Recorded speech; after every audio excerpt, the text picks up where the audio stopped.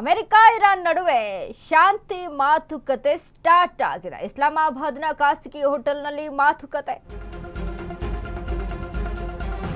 America Iran ನಡುವೆ ಶಾಂತಿ ಮಾತುಕತೆ start. Islamabad ಖಾಸಗಿ ಹೋಟೆಲ್ನಲ್ಲಿ ಮಾತುಕತೆ. ಶಾಂತಿ ಮಾತುಕತೆಯಲ್ಲಿ ಅಮೆರಿಕ ಇರಾನ್ ಪ್ರತಿನಿಧಿಗಳು ಭಾಗಿ. ಅಮೆರಿಕ ಉಪಾಧ್ಯಕ್ಷ ಡೇವಿಡ್ ವ್ಯಾನ್ಸ್ ನೇತೃತ್ವದ ನಿಯೋಗ. ಇರಾನ್ ಸಂಸತ್ ಸ್ಪೀಕರ್ ಮೊಹಮ್ಮದ್ ಬಘೇರ್ ಭಾಗಿಯಾಗಿದ್ದಾರೆ. ಇರಾನ್ ವಿದೇಶಾಂಗ ಸಚಿವ ಅಬ್ಬಾಸ್ ಅರಾಕ್ಚಿ ಕೂಡ ಭಾಗಿ. ಶಾಂತಿ ಮಾತುಕತೆ ಆತಿಥ್ಯ ವಹಿಸಿರುವ ಪಾಕಿಸ್ತಾನ. ಅಮೆರಿಕ ಇರಾನ್ ನಡುವೆ ಶಾಂತಿ ಮಾತುಕತೆ ಸ್ಟಾರ್ಟ್. ಇಸ್ಲಾಮಾಬಾದ್ನ ಖಾಸಗಿ ಹೋಟೆಲ್ನಲ್ಲಿ ಮಾತುಕತೆ. ಪಾಕಿಸ್ತಾನ ಈ ಮಧ್ಯಸ್ಥಿಕೆಯನ್ನ ವಹಿಸಿಕೊಂಡಿತ್ತು. ಅಮೆರಿಕ ಇರಾನ್ ಕದನ ವಿರಾಮವನ್ನ ಮಾಡ್ತೇವೆ, ಇದ್ರ ಬಗ್ಗೆ ಸಭೆ ಆಗಬೇಕು, ಶಾಂತಿ ಸಭೆ ನಡಿಬೇಕು ಅನ್ನುವಂತಹ ನಿಟ್ಟಿನಲ್ಲಿ ಸೌದಿ ಅರೇಬಿಯಾ, ಪಾಕಿಸ್ತಾನ, ಟರ್ಕಿ ಇವೆಲ್ಲವೂ ಸಹಿತ ಒಂದು ಡಿಸಿಷನ್ ಅನ್ನ ಮಾಡಿಕೊಂಡು ಯುದ್ಧ ನಿಲ್ಲ ಅಂತ ಅಂದರೆ ದೊಡ್ಡ ಮಟ್ಟದ ಹಾನಿ ಆಗುತ್ತೆ, ನಮ್ಮ ದೇಶಗಳ ಮೇಲೂ ಸಹಿತ ಸಾಕಷ್ಟು ಆರ್ಥಿಕವಾಗಿ ನಷ್ಟ ಆಗುತ್ತೆ, ಹಾಗಾಗಿ ಯುದ್ಧ ನಿಲ್ಲಿಸಲೇಬೇಕು ಅನ್ನುವಂಥ ನಿಟ್ಟಿನಲ್ಲಿ ಶಾಂತಿ ಸಭೆಯನ್ನ ಮಾಡ್ತಾ ಇರುವಂಥದ್ದು ಅಮೆರಿಕ ಉಪಾಧ್ಯಕ್ಷ ಡೇವಿಡ್ ವ್ಯಾನ್ಸ್ ನೇತೃತ್ವದಲ್ಲಿ. ಇರಾನ್ ವಿದೇಶಾಂಗ ಸಚಿವ ಅಬ್ಬಾಸ್ ಅರಾಕ್ಚಿ ಕೂಡ ಭಾಗಿ. ಶಾಂತಿ ಮಾತುಕತೆ ಆತಿಥ್ಯ ವಹಿಸಿರುವಂತಹ ಪಾಕಿಸ್ತಾನದ ಮಧ್ಯಸ್ಥಿಕೆಯಲ್ಲಿ ನಡೀತಾ ಇರುವಂತಹ ಸಂಧಾನದಲ್ಲಿ ಈಗಾಗಲೇ ಇರಾನ್ನ ಕಂಡೀಷನ್ಸ್ಗಳಿಗೆ ಅಮೆರಿಕ ಒಪ್ಕೊಂಡ್ಬಿಟ್ಟಿದೆ ಅನ್ನುವಂಥದ್ದು, ಅದಕ್ಕೆ ಸೈನ್ ಹಾಕಿಬಿಟ್ಟಿದೆ ಆಲ್ರೆಡಿ ಅಮೆರಿಕ. ಬಟ್ ಮತ್ತೊಂದು ಕಡೆ ಯುದ್ಧ ನಿಂತ ಮೇಲೆ ಬೇರೆಯದೇ ಒಂದೇನೋ ಇದೆ ಅನ್ನುವಂಥ ನಿಟ್ಟಿನಲ್ಲಿ ಅಮೆರಿಕ ಅಧ್ಯಕ್ಷ ಡೊನಾಲ್ಡ್ ಟ್ರಂಪ್ ಮಾತನಾಡ್ತಾರೆ. ಬೇರೆದು ಇನ್ನೂ ಒಂದೇನೋ ಆಗೋದಿದೆ, ಹಾಗಾದ್ರೆ ಅದೇನೋ, ಯಾವ ರೀತಿಯಾದಂಥ ಎಫೆಕ್ಟು? ಈಗಾಗಲೇ ಕದನ ವಿರಾಮಕ್ಕೆ ಒಪ್ಪಂದವನ್ನ ಹಾಕ್ಕೊಂಡು ಇರಾನ್ ಹೇಳಿರುವಂಥ ಒಪ್ಪಂದಗಳಿಗೆ ಸಹಿ ಹಾಕಿದ್ದಾರೆ, ಅದ್ರ ಬಗ್ಗೆ ಆಲ್ರೆಡಿ ಒಪ್ಕೊಂಡ್ಬಿಟ್ಟಿದ್ದಾರೆ ಶಾಂತಿ ಸಭೆಗೂ ಮುನ್ನ ಅನ್ನುವಂಥ ಇನ್ಫಾರ್ಮೇಶನ್. ಅಂದರೆ ನೋಡಿ, ಇರಾನ್ಗೆ ದೊಡ್ಡ ಮಟ್ಟದ ನಷ್ಟ ಆಗಿದೆ. $43 ಬಿಲಿಯನ್ ನಷ್ಟ ಆಗಿರುವಂಥದ್ದು ಅಮೆರಿಕಾಗೆ. ಇಷ್ಟೆಲ್ಲ ಕಷ್ಟವನ್ನ ಪಟ್ಕೊಂಡು ಆರ್ಥಿಕವಾಗಿ ನಷ್ಟ ಆದರೂ ಸಹಿತ ಇರಾನ್ ಕಂಡೀಷನ್ಸ್ಗಳಿಗೆ ಅಮೆರಿಕ ನಿಜವಾಗ್ಲೂ ಒಪ್ಕೊಂತ ಅನ್ನುವಂಥ ನಿಟ್ಟಿನಲ್ಲೇ ಒಂದಿಷ್ಟು ಆಶ್ಚರ್ಯಕರ ಸಂಗತಿಗಳಿವು.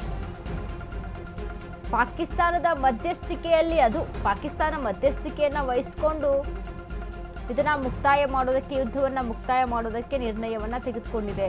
ಲೆಬನಾನ್ ಮೇಲೆ ದಾಳಿ ಮಾಡಲ್ಲ ಅಂತ ಒಪ್ಕೊಂತಂತೆ. ಅದ್ರ ಜೊತೆಗೆ ನ್ಯೂಕ್ಲಿಯರ್ ಅನ್ನ ಅವ್ರು ರೆಡಿ ಮಾಡ್ಕೊಳ್ಳಿ, ಸಬಲೀಕರಣ ಮಾಡ್ಕೊಳ್ಳಿ, ಅದು ಅವ್ರ ದೇಶಕ್ಕೆ ಬಿಟ್ಟಿತ್ತು ಅನ್ನುವಂಥ ನಿಟ್ಟಿನಲ್ಲಿ ಕೂಡ ಅದಕ್ಕೂ ಒಪ್ಪಂದವನ್ನ ಹಾಕ್ಕೊಂಡಿದೆ. ಹಾರ್ಮುಜ್ ಜಲಸಂಧಿಯನ್ನ ಕಂಪ್ಲೀಟ್ ಆಗಿ ನಮ್ಮ ಹಿಡಿತಕ್ಕೆ ತೆಗೆದುಕೊಳ್ಬೇಕು, ಅದು ಇರಾನ್ನಿಂದ ಮುಕ್ತಿಗೊಳ್ಬೇಕು ಅಂತ ಡೊನಾಲ್ಡ್ ಟ್ರಂಪ್ ಯುದ್ಧವನ್ನ ಸಾರಿದ್ರು. ಅದು ಎಲ್ಲಿ ಹೋಯ್ತು? ಅದಕ್ಕೂ ಸಹಿತ ಒಪ್ಪಂದ. ಓಕೆ, ನಿಮ್ಮಲ್ಲಿ ಏನೇನೆಲ್ಲ ನಷ್ಟ ಆಗಿದೆ, ಕನ್ಸ್ಟ್ರಕ್ಷನ್ಸ್ಗಳನ್ನ ಏನೇನೆಲ್ಲ ನಿರ್ಮಾಣ ಮಾಡಿಕೊಡ್ಬೇಕು, ಅದಕ್ಕೆಲ್ಲ ಓಕೆ. ಇದೆಲ್ಲವನ್ನ ಕೂಡ ಇಟ್ಟುಕೊಂಡು ಒಪ್ಪಂದಕ್ಕೆ ಸಹಿ ಹಾಕ್ಬಿಡ್ತಾ ಅಮೆರಿಕ. ಪಾಕ್ ಮಧ್ಯಸ್ಥಿಕೆಯಲ್ಲಿ ಇರಾನ್ ಅಮೆರಿಕ ಮುಖಾಮುಖಿಯಾಗಿ ಸಂಧಾನದ ಬಗ್ಗೆ ಇರಾನ್ ಯುಎಸ್ ಚರ್ಚೆ. ಲೆಬನಾನ್ ಮೇಲೆ ದಾಳಿ ನಿಲ್ಲಿಸುವಂತೆ ಇಸ್ರೇಲ್ಗೆ ಒತ್ತಾಯಿಸಿ ಸಂಧಾನದ ವೇಳೆ ಅಮೆರಿಕಾಗೆ ಇರಾನ್ ನಿಯೋಗದಿಂದ ಆಗ್ರಹ. ಪಾಕ್ ಮಧ್ಯಸ್ಥಿಕೆಯಲ್ಲಿ ಇರಾನ್ ಅಮೆರಿಕ ಮುಖಾಮುಖಿಯಾಗಿ ಸಂಧಾನದ ಬಗ್ಗೆ ಇರಾನ್ ಯುಎಸ್ ಚರ್ಚೆ. ಲೆಬನಾನ್ ಮೇಲೆ ಇಸ್ರೇಲ್ ದಾಳಿ ನಿಲ್ಲಿಸುವಂತೆ ಒತ್ತಾಯಿಸಿ ಸಂಧಾನದ ವೇಳೆ ಅಮೆರಿಕಾಗೆ ಇರಾನ್ ನಿಯೋಗದಿಂದ ಆಗ್ರಹ ಕೇಳಿ ಬರ್ತಾ ಇದೆ.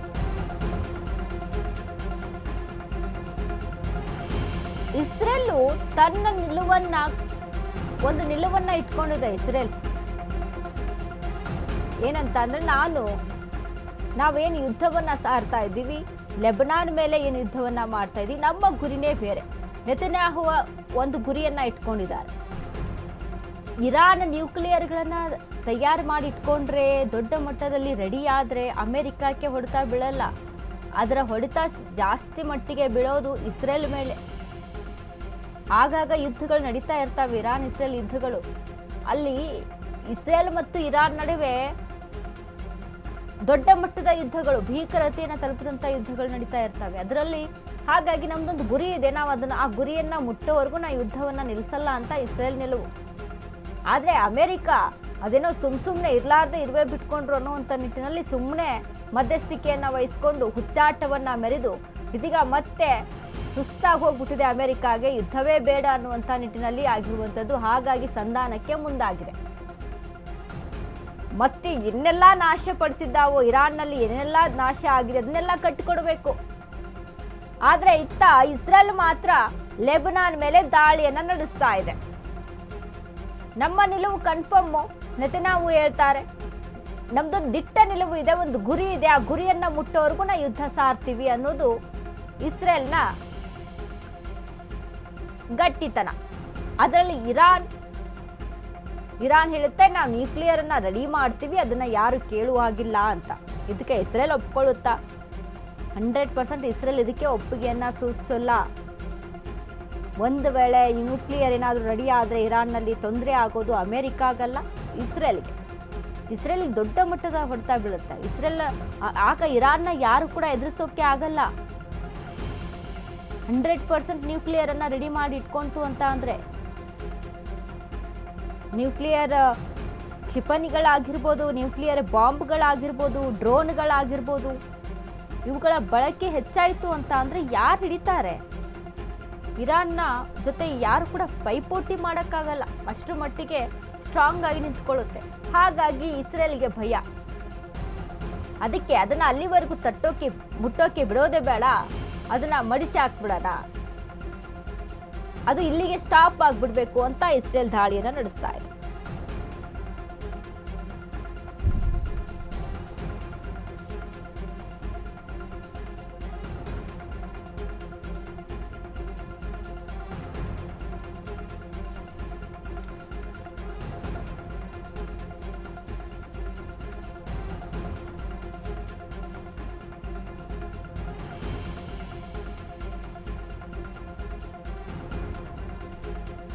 ಇದೀಗ ಪಾಕಿಸ್ತಾನದ ಮಧ್ಯಸ್ಥಿಕೆಯಲ್ಲಿ ನಡೀತಾ ಇರುವಂಥ ಸಂಧಾನ ಮುಖಾಮುಖಿಯಾಗಿದ್ದಾವೆ ಅಮೆರಿಕ, ಇರಾನ್. ಸಂಧಾನ ಇಲ್ಲಿ ಸಕ್ಸಸ್ಫುಲ್ ಆಗುತ್ತಾ? ಆಲ್ರೆಡಿ ಟ್ರಂಪ್ಗೆ ಗೊತ್ತು ಇರಾನ್ನ ಬೇಡಿಕೆಗಳು ಏನೇನಿದ್ದಾವೆ,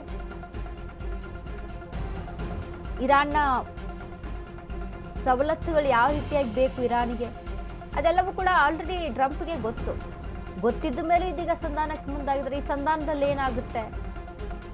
ಕೆಲವೊಂದು ಒಪ್ಕೊಳ್ಳುವಂಥ ರೀತಿಯಲ್ಲಿ ಇರಬೇಕಾಗುತ್ತೆ ಅಲ್ವಾ? ಏನೋ ಒಂದಿಷ್ಟು ಸಂಧಾನ ಮಾತುಕತೆ ನಡೆಯುತ್ತೆ ಅಂತ ಅಂದರೆ, ಸಂಧಾನ ಸಭೆ ಮಧ್ಯೆ ಲೆಬನಾನ್ ಮೇಲೆ ದಾಳಿ ನಡೀತಾ ಇದೆ. ಒಂದು ಕಡೆ ಲೆಬನಾನ್ ಮೇಲೆ ದಾಳಿ ನಡೆಸಿದ ಇಸ್ರೇಲ್, ಒಂದು ಕಡೆ ಸಂಧಾನ, ಮತ್ತೊಂದು ಕಡೆ ಯುದ್ಧ ನಡೀತಾ ಇದೆ. ಅಮೆರಿಕ ಮಾತಿಗೆ ತಲೆ ಕೆಡಿಸಿಕೊಳ್ಳದ ಇರಾನ್, ಸಂಧಾನ ಸಭೆ ಮಧ್ಯೆಯೇ ಲೆಬನಾನ್ ಮೇಲೆ ದಾಳಿ ನಡೆಸಿದ ಇಸ್ರೇಲ್. ಒಂದು ಕಡೆ ಸಂಧಾನ ನಡೀತಾ ಇದೆ, ಮತ್ತೊಂದು ಕಡೆ ಯುದ್ಧ ಆಗ್ತಾ ಇದೆ. ಲೆಬನಾನ್ ಮೇಲೆ ದಾಳಿಗೆ ಮುಂದಾಗಿರುವಂಥದ್ದು ಇಸ್ರೇಲ್. ಅಮೆರಿಕ ಮಾತಿಗೆ ತಲೆನೇ ಕೆಡಿಸ್ಕೊಳ್ತಾ ಇಲ್ಲ ಇಸ್ರೇಲ್. ನೀವು ಸಂಧಾನ ಮಾಡ್ಕೊಳ್ತೀರಾ, ಮಾಡ್ಕೊಳ್ಳಿ, ನಾವು ನಮ್ಮ ದಾಳಿನ ಮುಂದುವರಿಸ್ತೀವಿ. ಅಲ್ಲಿ ಇದ್ದು ಜೀವನ ಮಾಡಬೇಕಾದವ್ರು ಯಾರು? ಇಸ್ರೇಲ್. ಹಾಗಾಗಿ ನೋಡಿ, ಇರಾನ್ ಪರಿಸ್ಥಿತಿ ಹೇಗಿದೆ ಅಂದರೆ, ನಾವೆಲ್ಲದಕ್ಕೂ ಕೂಡ ರೆಡಿ. ಏನಾದರೂ ಎಷ್ಟಾದರೂ ಸಾಯಲಿ, ಎಷ್ಟಾದರೂ ಬೀಳಲಿ, ಏನೇ ತೊಂದರೆ ಆದರೂ ಸಹಿತ ನಾವೆಲ್ಲದಕ್ಕೂ ರೆಡಿ ಅನ್ನುವಂಥ ನಿಟ್ಟಿನಲ್ಲಿ.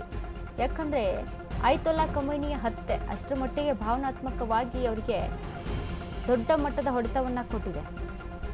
ಆಯತೊಲ್ಲಾ ಖಮೈನಿಯ ಫ್ಯಾಮಿಲಿ ಅದರಲ್ಲಿ ದುರ್ಮರಣವನ್ನು ಹೊಂದಿರುವಂಥದ್ದು. ಮುಜ್ತಬಾ ಖಮೇನಿ ಇದ್ದಾರೆ ಅನ್ನುವಂಥ ಇನ್ಫಾರ್ಮೇಷನ್, ಆದರೆ ಮುಜ್ತಬಾ ಖಮೇನಿಗೆ ಗಂಭೀರವಾದಂಥ ಗಾಯಗಳಾಗಿದೆ ಅನ್ನುವಂಥ ಇನ್ಫಾರ್ಮೇಷನ್. ಹಾಗಾಗಿ ಒಂದು ರೀತಿಯಲ್ಲಿ ತುಂಬ ದೊಡ್ಡ ಮಟ್ಟದಂಥ ಗಾಯಗಳನ್ನು ಅನುಭವಿಸ್ತಿರುವಂಥದ್ದು. ಹಾಗಾಗಿ ಇರಾನ್ ಎಲ್ಲದಕ್ಕೂ ಕೂಡ ರೆಡಿಯಾಗಿ ನಿಂತ್ಕೊಂಡಿದೆ.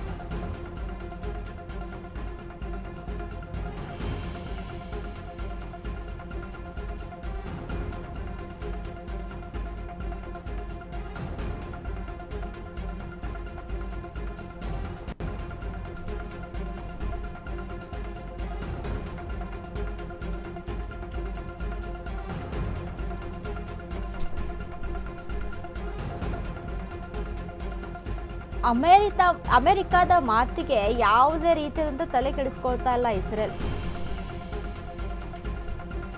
ನಿಮ್ಗೆ ನಮ್ಮ ಜೊತೆ ಯುದ್ಧಕ್ಕೆ ಬಾ ಅಂತಾನೂ ನಾವು ಫೋರ್ಸ್ ಮಾಡಿಲ್ಲ, ನೀವು ಯುದ್ಧ ನಿಲ್ಲಿಸಿ ಅಂತಾನೂ ನಾವು ಫೋರ್ಸ್ ಮಾಡಲ್ಲ. ನಮ್ಮ ನಿಲುವು ಸ್ಪಷ್ಟವಾಗಿತ್ತು, ನಾವು ಯಾಕೆ ಯುದ್ಧ ಮಾಡ್ತಾ ಇದ್ದೀವಿ ಅನ್ನೋದು ನಮಗೆ ಕನ್ಫರ್ಮ್ ಆಗಿತ್ತು, ನಾವು ಯುದ್ಧವನ್ನು ಸಾರಿದ್ವಿ. ಅಮೆರಿಕ ಯಾಕೆ ಹುಚ್ಚಾಟ ಮೆರೀತು ಇದರಲ್ಲಿ, ಅದು ನಮಗೆ ಸಂಬಂಧ ಇಲ್ಲ. ನೀವು ಒಪ್ಪಂದ ಮಾಡ್ಕೊಳ್ತೀರಾ ಮಾಡ್ಕೊಳ್ಳಿ, ಬಟ್ ನಾವು ಯುದ್ಧವನ್ನು ಮಾಡೇ ಮಾಡ್ತೀವಿ ಅಂತ ಲೆಬನಾನ್ ಮೇಲೆ ಸತತವಾಗಿ ಯುದ್ಧ ನಡೆಸ್ತಾ ಇದೆ ಇಸ್ರೇಲ್. ಅಮೆರಿಕಾಗೆ ಇರಾನ್ನಿಂದ ಷರತ್ತು, ಹರ್ಮೂಜ್ ಮೇಲೆ ನಮ್ಮ ಹಿಡಿತ ಇರಬೇಕು, ಮುಖ್ಯವಾಗಿದ್ದು ಯುದ್ಧದಿಂದ ಆದ ನಷ್ಟಕ್ಕೆ ಪರಿಹಾರ ಕೊಡಬೇಕು. ಇರಾನ್ ಷರತ್ತುಗಳನ್ನು ಒಪ್ಪುತ್ತಾ ಅಮೆರಿಕ? ಈ ಹಿಂದೆ ಇರಾನ್ಗೆ ಷರತ್ತುಗಳನ್ನು ಹಾಕಿದ್ದ ಅಮೆರಿಕ, ಈಗ ಅಮೆರಿಕಾಗೆ ತಲೆನೋವು ತಂದಿರೋ ಇರಾನ್ ಷರತ್ತುಗಳು. ಅಮೆರಿಕಾಗೆ ಇರಾನ್ನಿಂದ ಷರತ್ತು, ಹರ್ಮೂಜ್ ಮೇಲೆ ನಮ್ಮ ಹಿಡಿತ ಇರಬೇಕು. ಮುಖ್ಯವಾಗಿ ಇದು ಹರ್ಮೂಜ್ ಮೇಲೆ ಇರಾನ್ ಹಿಡಿತ. ರೆವಿನ್ಯೂವನ್ನು ಸ್ಟಾರ್ಟ್ ಮಾಡ್ಕೊಂಡಿದೆ ಇರಾನ್. ಈಗ ಅಲ್ಲಿ ಹಡಗುಗಳಿಗೆ ಸುಂಕವನ್ನು ವಿಧಿಸ್ತಾ ಇದೆ. 18,00,000 ಕೋಟಿ ಸುಂಕವನ್ನು ವಿಧಿಸ್ತಾ ಇದೆ ಅಲ್ಲಿ. ಅದು ಆರ್ಥಿಕವಾಗಿ ರೆವಿನ್ಯೂ ಆಗುತ್ತೆ ಇರಾನ್ಗೆ. ಹಾಗಾಗಿ ಅದು ಹರ್ಮೂಜ್ ಜಲಸಂಧಿಯನ್ನು ಯಾಕೆ ಬಿಟ್ಕೊಡುತ್ತೆ ಇರಾನು? ಅದನ್ನು ನಮ್ಮ ಹಿಡಿತದಲ್ಲಿರಬೇಕು. ಅದ್ರ ಜೊತೆಗೆ ಏನೇನೆಲ್ಲ ನಷ್ಟ ಆಗಿದೆ ಇರಾನ್ ಅಮೆರಿಕ ನಡೆಸಿದಂಥ ಯುದ್ಧದಿಂದ, ಅದೆಲ್ಲವನ್ನ ತುಂಬಿಕೊಡ್ಬೇಕು ಅಮೆರಿಕ. ಎಷ್ಟೆಲ್ಲ ನಷ್ಟ ಆಗಿದೆ, ಎಷ್ಟೆಲ್ಲ ಹಾನಿಯಾಗಿದೆ, ಅದನ್ನೆಲ್ಲ ಅಮೆರಿಕ ಭರಿಸಬೇಕು.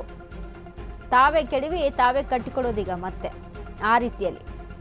ಏನೇನೆಲ್ಲ ನಷ್ಟ ಆಗಿದೆ ನೋಡಿ, ಏನೇನೆಲ್ಲ ಕನ್ಸ್ಟ್ರಕ್ಷನ್ಗಳಲ್ಲೆಲ್ಲ ಏನು ನಾಶ ಆಗಿದೆ ಅಲ್ವಾ, ಅದೆಲ್ಲವನ್ನ ಅಮೇರಿಕ ತುಂಬಿಕೊಡ್ಬೇಕೀಗ. ಅದೆಲ್ಲವನ್ನ ಅಮೇರಿಕ ಕಟ್ಟಿಕೊಡ್ಬೇಕು ಇರಾನ್ಗೆ, ದೇಶದ ಇಂಪ್ರೂವ್ಮೆಂಟ್ಸ್ಗೆ. ಸೊ ಇಷ್ಟೆಲ್ಲ ಷರತ್ತುಗಳನ್ನು ಹಾಕಿರುವಂಥದ್ದು ಇರಾನ್. ಇದಕ್ಕೆ ಅಮೇರಿಕ ಒಪ್ಕೊಳ್ಳುತ್ತಾ ಇಲ್ವಾ, ಕಾದು ನೋಡಬೇಕು.